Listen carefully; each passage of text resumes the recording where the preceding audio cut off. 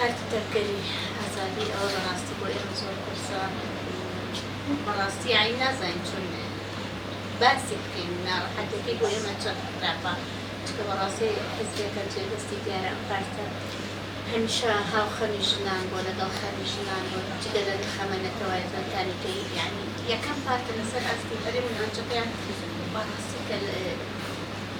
زوجة بتكتب ولا جنانا أما جدي فخوش أنا سيا براسي مثلا يوم أقول كم بيسمع زين أسد عن أساس وكو بشجية وكو هاودانية وكو تشتغلنا وبده درين قوي أما بين إيرا وبتوانين لقل إيوا يبتن قوي خلاص أول نسبة وهاتي تاع براستي كي خوش بي زور گرینگە مرۆڤ کە تێکۆشانێکەکە بەرهەمەکەی وەکو ئەنجامێک گەلێ ڕازی بێ لە ڕاستیە ئەنجامێکی وەرگرتە بێ تێکۆشانەکەی توانی بێتی بۆشاییە چۆکاتەوە لەو ڕۆژەی کە ئەم بڕیارە دراوە هەتا ئەمڕۆ لە ڕاستیە کۆل لە کەسایەتی وڵاتپارێز لە خەڵکی بە هەڵوێز لە ژنان لە ئازادی خوازان سەردانی ئێمە ئەکەن پاڵپشتی خۆیان دەرەبڕن ئەمە بۆ ئێمە هەم جێگەی خۆشحاڵیە هم براستی هستکین که او خباتی کدومان براستی بفیرونت شو او گلی ایم شایسته او یکتی کوشانی بودی با خوشتن نزانم او بریاری که براستی بریتی لبو شایسته یاسایی و بناوی یاسا و درکراوه بلام هیچ یاسایی که تدانی هر با خوی شوازی بلاو کردنو کی که لدوای بازی شو و لدوای پنج روز لدرجونی بریاره که هەرەوەی کە ئەم حزب پەیوەندی لەگەڵ کۆمیسیۆن هەیە لەگەڵ تەنانەت ئەنجومەنی دادوەری ئەو هەیەی کە ئەم بڕیاری دەرکردەوە ئێمە بەر لە چەند مانگێک بە خۆمان لەلای بووین و ئەو سەرۆکی گشتی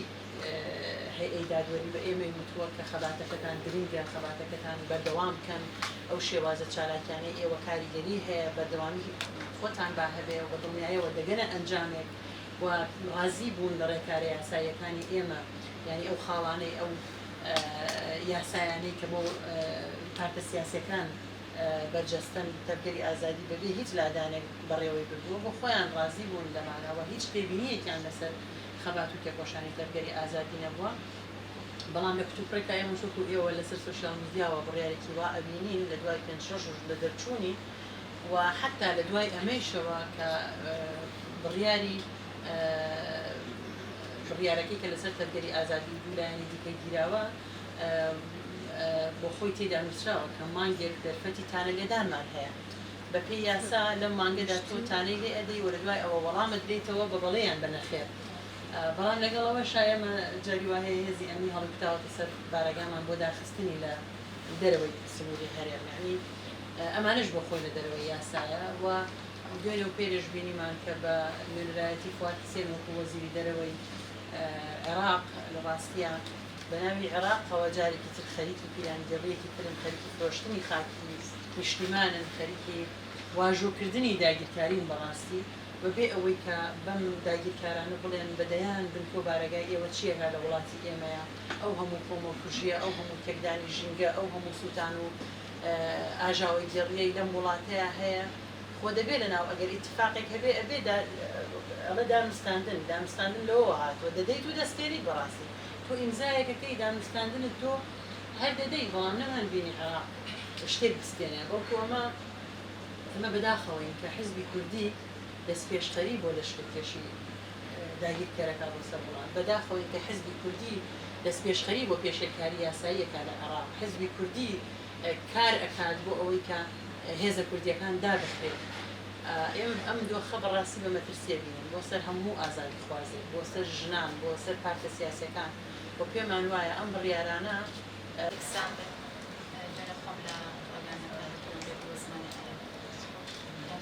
کاریگەری ئەم جوڵانەوەیە دەرگەری خۆی هەبوو پێشتریش کە زۆر هەوڵیاندا لەسەر ئەوەی کەوا دایانی لەدایک بسەنەوە لەوێ شکستیانێنان هەر بە هەم پێ بوومان ئەم هەڵوێستەی ژنا لەگەڵتان ئازادی خۆزان ئەمە وەکو یاسایی لەو بڕوایە دانێت لەناو دووری ژێنەری ئێمە ژێنەری تەفکێری شتێدا بەشدارە لە بەغداد پۆشتاوەشتیان زۆر چالاکی هەڵوێستیان دەربڕی و چالاکیان کردی لێمارەکانی کەشان نه لە هەر شوێنێک چەندە بیری کۆنەکاری بە دوای هاتنی کاری کراوەکان تێبینیتان کردەوە ناو پرلەمانە دەنگێ بەرز بۆ بەنامەمان وەکو ینی ئەوەی من تێبینیم کردەوە دروستکردنی ڕۆژەفە لە ناو چۆکم هیچ عەقڵیەتێک ینی تۆ ئەوەی کەسی کردەوە ڕۆژە یاسا خاکە ڕووی پەرلەمان خۆ ئەبێ کەسێک بێ ینی باەوە هەست بە کۆمەڵگاکەی بکات بە پێشکەوتنی کۆمەڵگاکە بەڵام لەم کاتەدا پرۆژە یاسا خاتەکە کەوا ئێمە کە لە 59 ئەم یاسا دیاری کراوە ئەبێ ینی بەرەو پێشکەوتنەکان لە بەرچاو بگیرێ بۆ کاتی کەوا تۆ پرۆژە یاسا دیاریەکەی بەڵام ئەمە زۆر گەڕاوەتەوە پێش 59 یعنی عەقڵیەتێک زۆر لە دوای 59 ساڵی 1950 یعنی بە بڕوایەمە ئەڵێن ئەمە دروستکردنی ڕۆژەفێکە بۆی ئەو دەنگێت کە خەریک بوو دەرچێ لە ناو پەرلەمانی عێراقەوە بەرامبەر بە ئەم داگیرکاریە ویستیان کپیکەن و ڕۆژەفێک وا دروستکەن فعلەنش وای لێ هات ڕۆژەفی داگیرکاری سەر زۆر بەکەمی هەر دەنگی نەما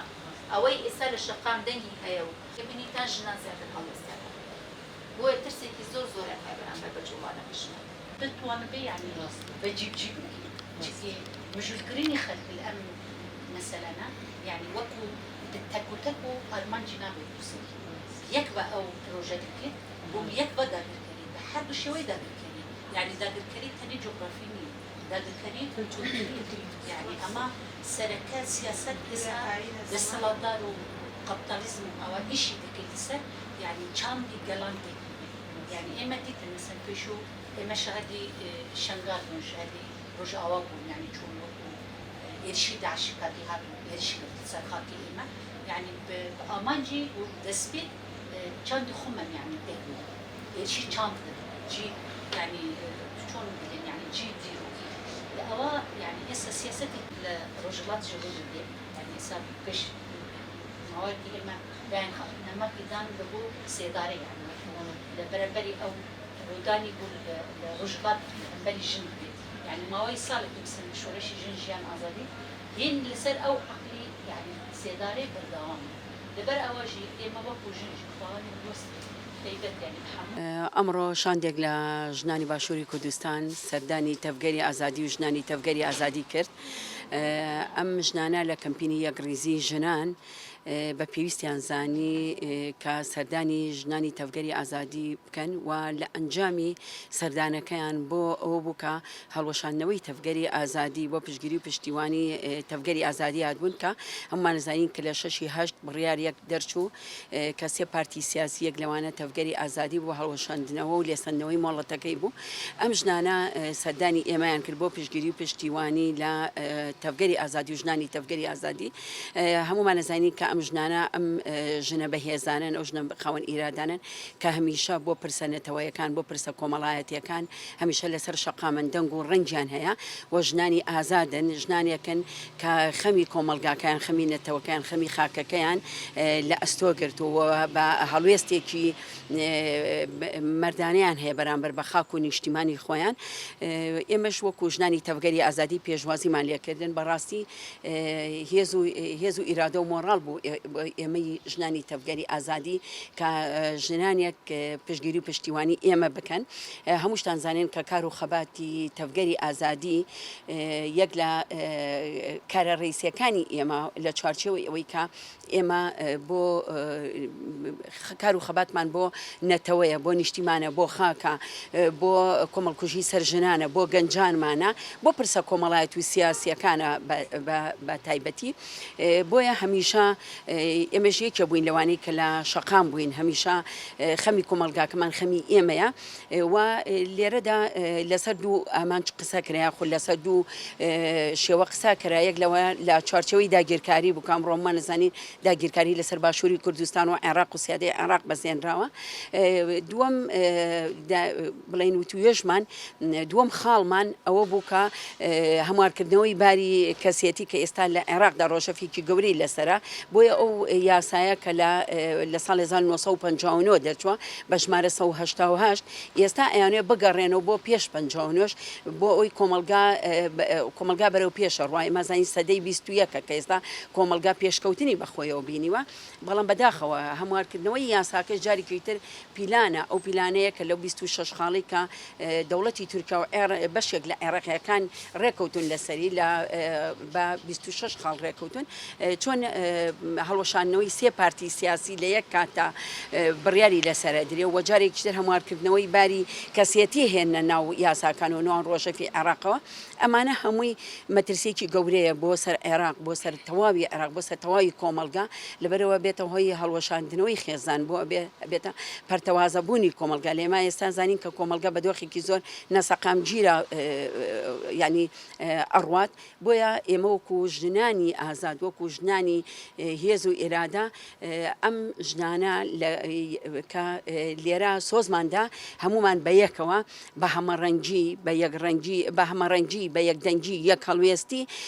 کە داکوکارێکی سەرسەخت بن بەرامبەر بە هەموارکردنەوەی باری کەسێتی و وەلا چوارچەوەی ئەوەی کە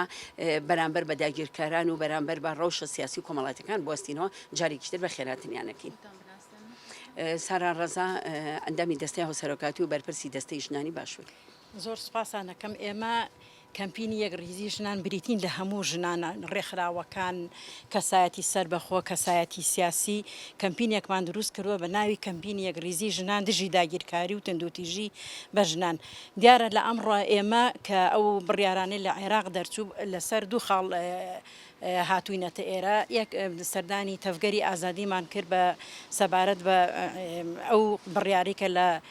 عێراقەوە دەرچوو بۆ داخستن و لێسەندنەوەی مۆڵەتی تەفگەری ئازادی کۆمەڵگای کوردستان ئێمەش بە ئەرکی سەرشانی خۆمانمانزانی کە بین بۆ پشتگیری سەبارەت بە ئەو بڕیارەی عێراق ئێمە هەمیشۆکو ئەو کەمپینە کارمان کردووە دژی ئەو کارانەی کە بەرامبەر بەگەلمانەکرێ بەرامبەر بە ژنەکان ئەکرێنی داخستنی ئەو پارتە داخستنێکی نایاساییە چونکە سێ بڕیاریان داوە سێ پارتی